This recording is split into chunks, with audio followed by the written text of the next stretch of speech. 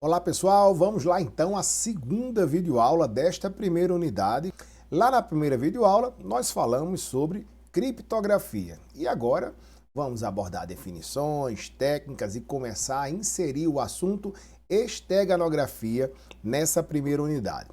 Contextualizando então, é importante começar falando que esteganografia, o termo e a utilização, ela vem muito antes da implementação e utilização da criptografia. Na realidade, são processos complementares e pode-se dizer, alguns autores até dizem, que a criptografia ela se originou ou foi um aperfeiçoamento de técnicas esteganográficas, embora atualmente se usem os dois em conjunto, ou seja, elas não são distintas, elas são complementares. Vamos entender então o que é esteganografia e separar aí do conceito de cripto, para ficar bem claro essa base dos dois assuntos em nossa disciplina.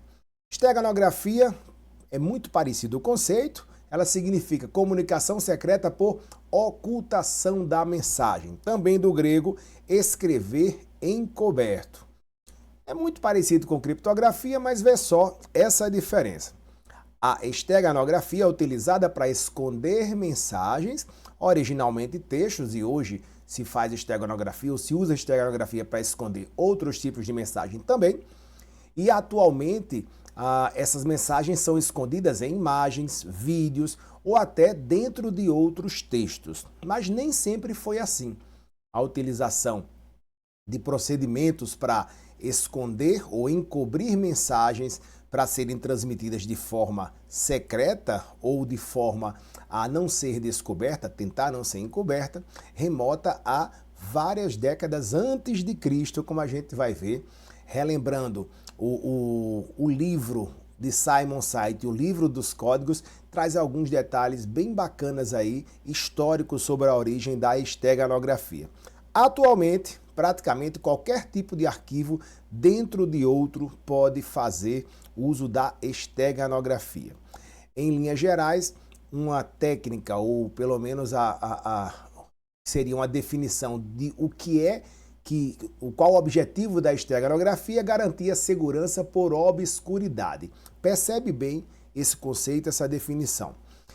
Ao contrário da cripto, onde você vê a mensagem, mas o conteúdo está embaralhado, na esteganografia a intenção é que você não perceba que ali tem um processo de comunicação, tem uma mensagem escondida. Então você esconde ou tenta esconder uma mensagem, seja ela encriptada ou não, para que qualquer pessoa que não participe do processo de comunicação sequer saiba ou desconfie que ali alguém está mandando uma mensagem para outra pessoa. Vamos lá então remeter aí a um bom tempo atrás, 480 anos antes de Cristo, aí quando você tinha ainda nesse período aí uma guerra entre a Grécia e a Pérsia. Essas informações aí foram tiradas do livro dos códigos do Simon Saito. Olha que interessante, narrado por Heródoto, havia na época esse rei Xerxes, conhecido como o Rei dos Reis, líder dos persas, extremamente aí orgulhoso, extremamente vaidoso, que construiu, ou estava construindo a cidade de Persépolis. E aí, então, nessa construção, para mostrar poder cultivando a sua vaidade, fez com que chegasse até todas as cidades no entorno que elas deveriam presentear o rei pela construção de Persépolis. Mas Atenas e Esparta não presentearam. O que aconteceu então? Xerxes começou a montar um exército para atacar tanto Atenas como Esparta. Nesse caso específico da origem da esteganografia ou do registro da esteganografia, ocorreu uma situação inusitada no planejamento do ataque surpresa a Esparta. Tinha um cidadão por nome de Demarato, que era grego, mas vivia lá na Pérsia, na cidade de Susa, e esse Demarato, ele soube dos planos de Xerxes para atacar Esparta e queria, de alguma forma, mandar uma mensagem para Esparta contando os detalhes que ele conhecia sobre esse plano de invasão. O desafio era, então, como enviar uma mensagem de forma secreta, sem ser interceptado, e, consequentemente, em sendo interceptado, provavelmente o Demarato poderia ser morto, né? Que ele estava sendo ali um traidor, já que ele morava lá na Pérsia. E ele teve uma ideia inusitada, que é aí o primeiro registro que se tem notícia da esteganografia. Mandar uma mensagem de forma encoberta. Olha só, havia um conjunto de comerciantes que ficavam cruzando as cidades e levavam iguarias, levavam frutas dentro de caixotes de madeira. Ele teve uma ideia de pegar um desses caixotes, ou as tabuletas de madeira que compunham alguns desses caixotes, e revestiu de cera para gerar uma curiosidade em alguém quando recebesse esses caixotes. Por que que tem cera aqui?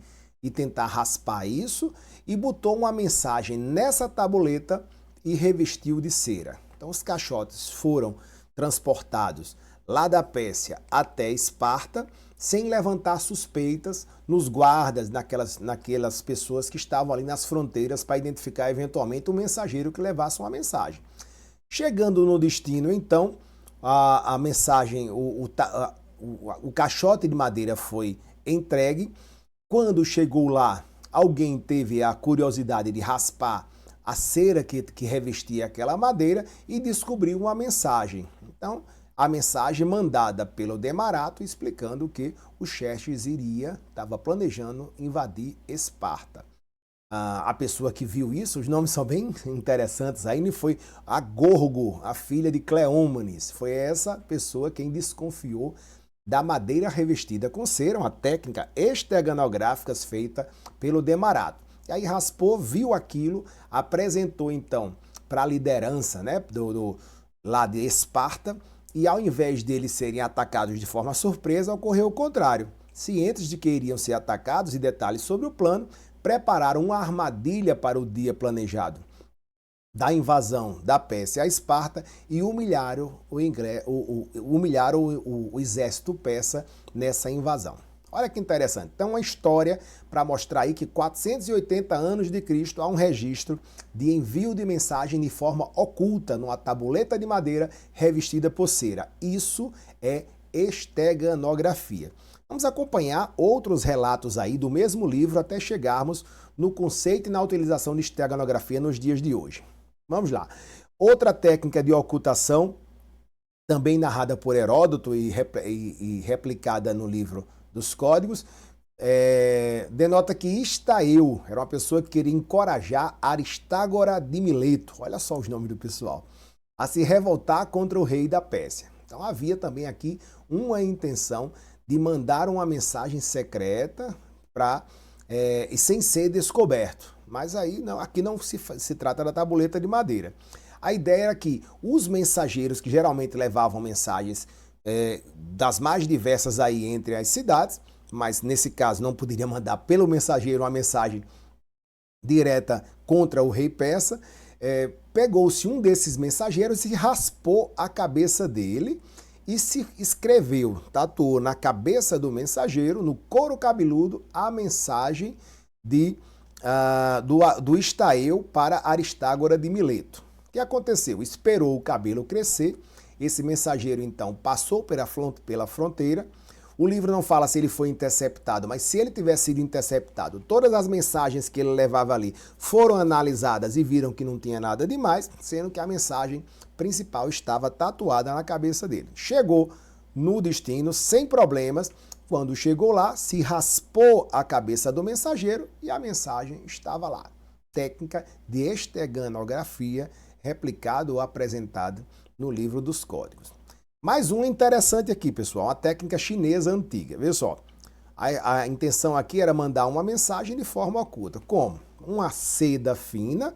Então, esse papelzinho de seda se escrevia a mensagem e aí depois amassava essa seda de forma a ficar uma bolinha bem pequena e o mensageiro, então, levava outras mensagens, mas engolia essa bola, revestia com cera também, né? Pegava a seda, botava a mensagem, amassava e revestia com cera e mandava o mensageiro engolir. Chegando no destino, o mensageiro, então, expelia essa mensagem, naturalmente, provavelmente da forma mais convencional, né? Dependendo da digestão dele, e depois dava uma limpadinha ali na mensagem, tirava a cera e a mensagem estava escrita em seda fina. Ocultação de mensagem, e aí nada de computação ainda, mas já naquela época se praticava a esteganografia. Vamos lá, mais um relato interessante aí do livro, olha só. Inclusive isso aqui eu me lembro na minha infância que tinha aquelas canetas invisíveis, não sei se é da época de vocês. Você escrevia e não via nada do que era escrito quando você passava perto de uma substância ou perto de uma chama, né, do fogo ali, começava a esquentar, começava a aparecer o conteúdo que você escreveu. Pois era mais ou menos isso. A ideia era que no papel se escrevesse uma mensagem comum, só que por sobre essa mensagem usava-se uma composição feita com o leite de uma planta chamada titímalo. Esqueci de falar que essa técnica foi descrita por Plínio o Velho, foi a pessoa que teria feito esse relato. E aí então se escrevia com essa tinta do leite titímalo em cima de uma mensagem aparentemente inocente. Quando secava essa tinta do titímalo, não se via nenhum indício do que foi escrito com ela. Chegando no destino, então, aquela folha inocente se aproximava de uma chama, quando se começava a aquecer, a tinta então ficava com a escrita marrom, amarronzada, e dava para se ler uma mensagem que foi escrita com uma tinta invisível no século I depois de Cristo. Olha aí, pessoal, esteganografia. Um último aí, antes da gente partir para a parte computacional. Olha que interessante. Século XVI, a mensagem no ovo cozido. Foi relatado pelo cientista italiano Giovanni Porta. Qual era a ideia? Se fez uma tinta feita a partir de alume e vinagre. E aí pegava-se um ovo, cozinhava o ovo e deixava ele com casca cozinhado antes de misturar com outros ovos não cozidos.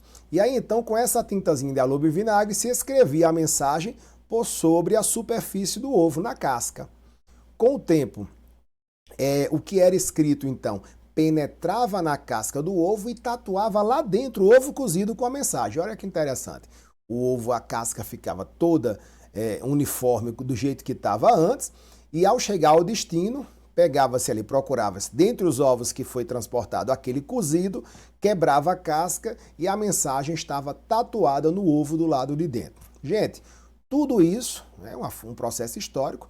Peço desculpas àqueles que não entenderam essa apresentação inicial contextualizada como um processo didático de apresentar a esteganografia antes da era computacional. Esses são os registros que a gente tem. Vamos então passar aí para processos de comunicação mais recentes, mas ainda não computacionais.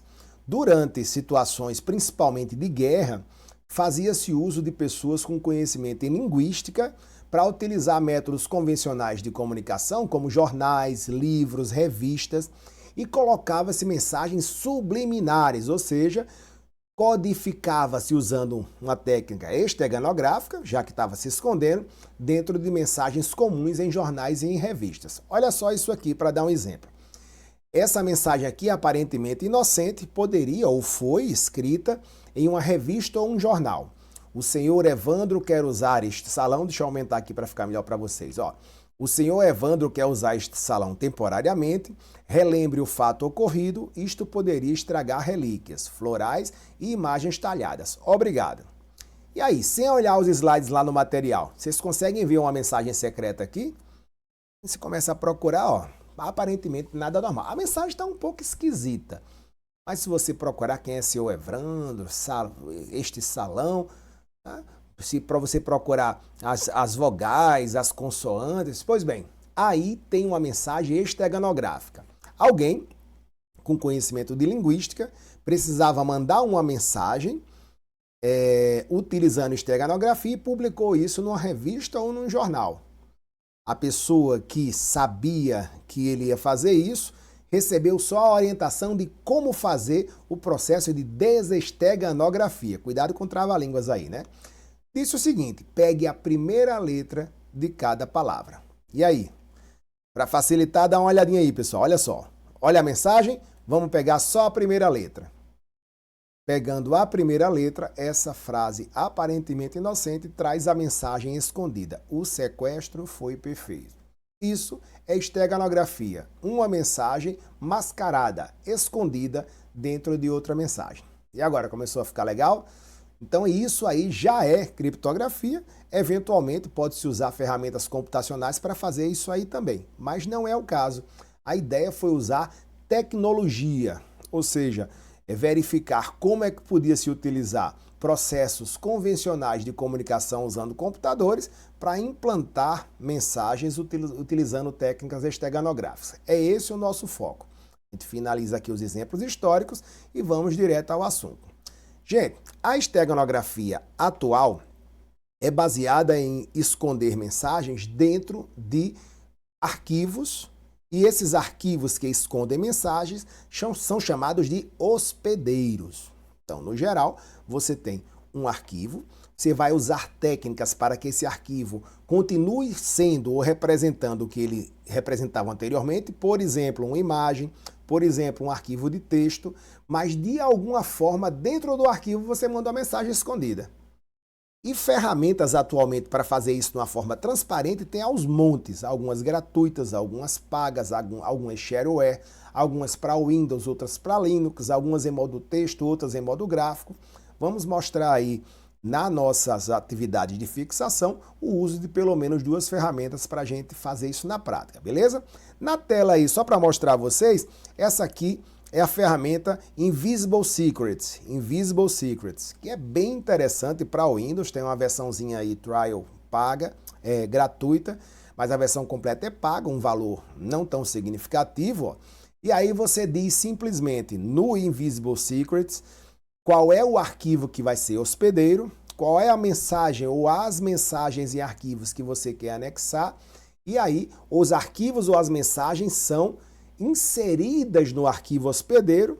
Se ninguém souber desse processo, vai conseguir abrir o arquivo anterior sem problemas, mas aquele arquivo, utilizando uma técnica, conhecendo-se a técnica que foi utilizada para fazer esteganografia, você desesteganografa aquele arquivo e a mensagem está lá escondida. Olha que interessante.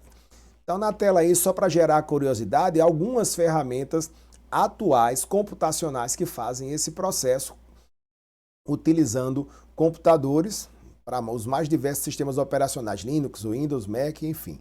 StegHide, Camouflage, S-Tools, o próprio Invisible Secrets, GitShuff, HideSeek, GIFClean e o Hide in Pictory são alguns deles. Vamos fazer isso na prática aí ao longo da semana. Qual a diferença básica? Eu acho que já ficou claro, mas qual a diferença básica entre cripto e esteganografia? A criptografia protege os dados, tentando deixá-los ilegíveis, mas perceptíveis. Então lembra, seja na forma de transferência de dados em redes, seja na forma de armazenamento de arquivo em mídias não voláteis, no caso discos rígidos, pendrives, um arquivo encriptado, alguém que queira ou que possa ter acesso a ele, ele chega a ver que ele existe, mas o conteúdo está ilegível. Isso é criptografia. Ele sabe que eventualmente tem uma mensagem ali, mas foi usada uma técnica criptográfica que escondeu o seu conteúdo. E você só consegue ter acesso se você tiver conhecimento de algoritmos, no caso dos protocolos em geral, de algoritmos, eventualmente de chaves, para você conseguir desencriptar. Já a esteganografia, ela oculta os dados, de forma que o hospedeiro, que atualmente é o arquivo que recebe e hospeda as mensagens, continua funcionando normalmente. Se o hospedeiro, por exemplo, é um arquivo de imagens, você vai pegar esse arquivo de imagem, usar técnicas para inserir uma mensagem nesse arquivo de imagens e no final esse arquivo de imagem continua muito semelhante ao anterior. Visualmente, a olho nu, você não consegue perceber as diferenças, mas internamente, aplicando técnicas de desesteganografia, a mensagem está lá. Olha que interessante. Os hospedeiros atualmente mais comuns são arquivos de imagem. Arquivos BMP, que são pouco usados, mas são muito recomendados para a esteganografia, porque são arquivos grandes, consequentemente, eles conseguem acomodar ou hospedar uma grande quantidade de informações sem mudar muito a sua aparência visual. Arquivos JPEG, que embora compactados também, eles podem ser utilizados para armazenar, para hospedar mensagens usando esteganografia, arquivos PNG e por aí vai. Mas o fato é que não só esses tipos de arquivo de imagens são usados hoje. Também pode-se utilizar arquivos de vídeo, arquivos de áudio e até arquivos de texto para hospedar outros textos, ou seja, mensagens ocultas. Esse é o princípio da esteganografia. Vamos falar sobre a técnica mais usada nas ferramentas de esteganografia. A técnica chamada de LSB, ou Least Significant Bit, o bit menos significativo. Olha que interessante. As ferramentas que usam LSB fazem uso, em sua maioria, dos sistemas de cores ou imagens que usam 24 bits para representação no formato RGB, né? Vermelho, verde e azul. Quando você usa o formato RGB de 24 bits, você tem 8 bits para o vermelho, 8 bits para o verde e 8 bits para o azul. Ou seja, aí 2 elevado a 8 seriam 256 tons de vermelho, de verde e azul. Dá uma combinação significativa de cores diferentes. Esse formato, se vocês quiserem ver, em qualquer programazinha gráfico que você tenha aí, se você pedir para ver a paleta de cores, você vai ver que na composição da paleta, aqui de lado, você tem qual é o número que representa de 0 a 255, se for uma imagem de 24 bits. 0 a 255, a tonalidade de vermelho dessa imagem, 0 a 255 de verde e de azul. Aqui tem uma grande quantidade de vermelho, 2, 3, 7, 28 e 36, diz respeito a essa cor de vermelho aqui, Tá, mas onde é que entra a esteganografia? Vamos lá. Vamos usar aqui um exemplo. O que seria utilizar os bits menos significativos. Vamos pegar uma letra. Por exemplo, a letra E. As letras geralmente utilizam 8 bits, não é isso? Na codificação ASCII, para serem representadas. Então, eu quero representar uma letra E dentro de uma imagem utilizando RGB. Tenho 8 bits. O hospedeiro é uma imagem RGB de 24 bits, vamos usar o bit menos significativo. Quantos pixels serão necessários? Vamos fazer um cálculo rápido. Então, eu tenho um pixel. Esse pixel tem, então, uma certa quantidade de informações para o vermelho, para verde e para azul. 256 para cada um. Eu tenho a letra E, que representando em hexadecimal tem essa representação, 0x45, mas em binário está aqui, 8 bits. Isso aqui é a representação da letra E. Eu preciso armazenar esses 8 bits dentro dessa imagem. O hospedeiro, que é a imagem, observe um pixel. Se eu tenho de 0 a 255 para representar o vermelho, eu tenho no pixel 9 bits. 9 bits para o verde e 9 bits para o azul. Então eu poderia usar só um desses aqui, já cabia meus 8 bits, né? Mas não é assim que funciona a técnica LSB. Eu não posso alterar significativamente. Veja, eu tenho 237 aqui de vermelho. Se eu alterar muito esse vermelho, essa cor vai mudar e vai ser perceptível. A intenção é mudar só esse último bit aqui, olha. Então, eu vou pegar um pixel, eu tenho 3 bytes aqui, mas vou pegar 1, 2, 3, só os últimos bits do R, do G e do B. Se eu preciso de 8 bits, então eu vou usar 3 pixels. Eu vou usar 3 bits aqui, 3 bits aqui e 2 bits daqui. Olha que interessante. Então, no R, o último bit é 1, o E, o primeiro bit é 0, eu troco esse 1 por um 0. O que vai acontecer? Eu vou ter uma pequena variação no R, imperceptível a olho nu, O R, em vez de 237, vai ficar com 236, porque ele recebe o 0 aqui, Da mesma forma, o G, o último bit aqui, o menos significativo, é 0, O segundo bit do E é 1, eu troco esse 0 por 1, O B, o último bit é 0, o terceiro bit aqui do caractere é 0, então eu não mudo nada. Não mudo nada aqui, no pixel seguinte. Eu tinha 0, continua 0. Aqui eu tinha 0, continua 0. Aqui eu tinha 0, coloco 1, Os dois últimos, aqui eu tinha 1, coloco 0.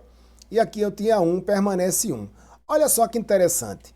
Eu peguei somente 3 pixels, os bits menos significativos dele, e para representar uma letra, eu usei somente a variação de 1, 2, 3, 4 bits menos significativos. Gente, não tem como você ver a diferença entre um pixel e outro com uma pequena variação dessa. Então pega aí uma frase, faz essa troca, você tem aí diversas combinações, vai pegando os pixels e vai usando os bits menos significativos e você consegue transformar essa imagem num hospedeiro, usando aí bits menos significativos para armazenar essas informações. Isso é esteganografia. Quando chegar no destino, você diz, olha, pegue essa imagem agora e desesteganografe. Como é que ele faz isso? Pega o pixel tal que foi indicado, pega os 8 últimos bits aí dos primeiros pixels, é equivalente ao primeiro caractere. E vai fazendo isso nos demais até que a mensagem seja, que ela seja desesteganografada. Né? Tem que ter cuidado com trava-línguas aí. Percebe então? Claro que isso não é feito manualmente. As ferramentas como essa que a gente mostrou aqui, o Invisible Secrets, faz isso de forma automatizada. Mas internamente a ideia é, a ferramenta mapeia os bits menos significativos dos pixels ali de uma imagem, remove esses últimos bits, pega a mensagem que se quer passar, uma frase, um texto, um arquivo que seja, pega byte a byte, ou seja, de 8 em 8 bits de representação e substitui os bits menos significativos naquela imagem. No final, a imagem está aparentemente do mesmo jeito que a original, só que agora ela é um hospedeiro para que se transmita aquela imagem, se passe aquela imagem, se armazene aquela imagem para o destinatário. Chegando lá, ele sabendo que ali tem uma imagem escondida, faz o processo inverso. Ele coleta os últimos bits dos pixels e transforma isso novamente em uma mensagem. Percebe? Onde é que isso foi usado? Olha só que interessante, né? Deixa eu jogar aqui menor para vocês verem o link. Ó.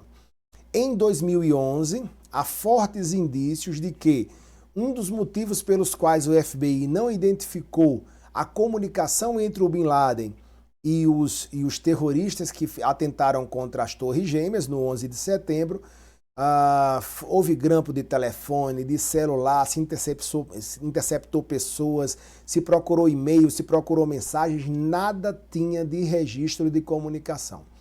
Todo o planejamento do ataque foi feito usando esteganografia. Há registros de que a Al-Qaeda ela hospedava ou ela alugava servidores de aplicação, botava, por exemplo, páginas de fotos eróticas, e aí ali naquelas fotos que aparentemente atraíam um público específico, na realidade os destinatários iam até aquele site, faziam o download das imagens, aplicavam as técnicas esteganográficas inversas, ou seja, extraíam os bits menos significativos e as mensagens eram trocadas aos olhos, né, nas barbas de quem estava usando a internet, FBI, quem quer que fosse, sem serem identificados. Isso é a esteganografia. Detalhe importante, importantíssimo aí, é que esse processo é muito difícil de ser descoberto e por isso é que, inclusive assunto complementar da nossa primeira unidade, se criou uma área específica para se estudar métodos de descobrir esteganografia. O nome dessa área é esteganálise. Então, esteganálise é a técnica, é o conjunto de métodos, é o conjunto de ferramentas, métodos e técnicas para se tentar descobrir e eventualmente extrair mensagens que são inseridas em hospedeiros utilizando esteganografia. Métodos para descobrir se há alguma mensagem escondida por esteganografia em um arquivo, por exemplo.